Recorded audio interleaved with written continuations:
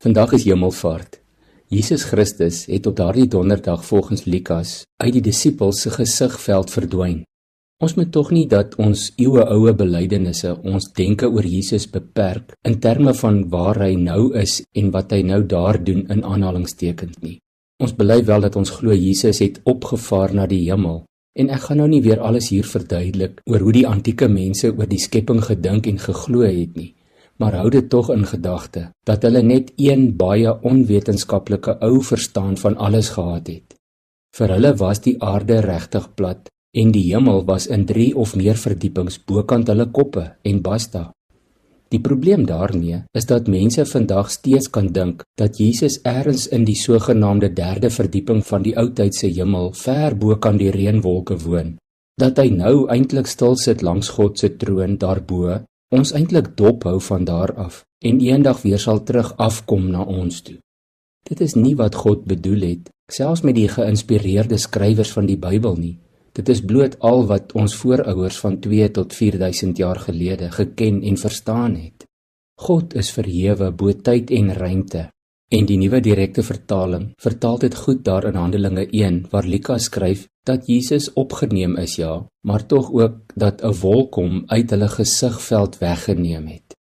Die heilshistoriese feit, die geloofswaarheid, is dat God se liefde vir sy aardse familie 'n spesifieke pad geloop het deur sy unieke eersgebore seun Jesus Christus. En volgens Paulus in Romeine 8 vers 29 is Jesus van hierdie aardse geestelike familie die oudste of eerste broer. Die verlossingsroete kom al van voor die skepping af. En toe het God deur Jesus Christus mens geword om ons verlossing te kom bekragtig. Die belangrikste was in Jesus se leeftyd op aarde sy verlossingswerk. So skryf die evangelieskrywers en die briefskrywers van die Nuwe Testament, net soos Lukas, vir ons ook hier in Lukas 24 van vers 41 af, in Jesus se eie woorde, sy getuienis. Daar staan, Jesus het vir hulle gesê, dit was my woorde wat ek tot julle gerig het, toe ek nog saam met julle was, dat alles wat in die wet van Moses en die profete en die psalms oor my geskryf is, vervul moet word. Daarop het hy hulle verstand daaroor geopen om die skrifte te verstaan en vir hulle gesê, so staan daar geskryf, dat die Christus moet ly en op die 3de dag uit die dood opstaan, en dat in sy naam bekering tot die vergewing van sondes aan alle nasies verkondig moet word.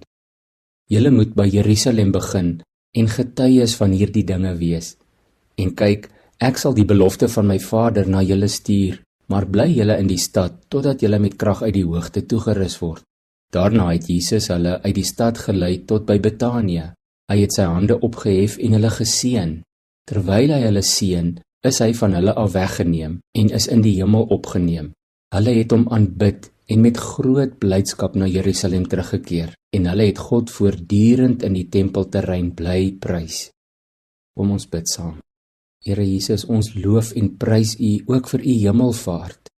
Baie dankie Here Jesus dat U inderdaad ook U belofte nagekom het en U Heilige Gees gestuur het om in en by en met ons te wees. Help ons om in U voetspore te wees, maar om ook soos U volgelinge U te aanbid en met groot blydskap U voortdurend te dien en te prys. Gee my ook krag daarvoor vandag asseblief. Amen.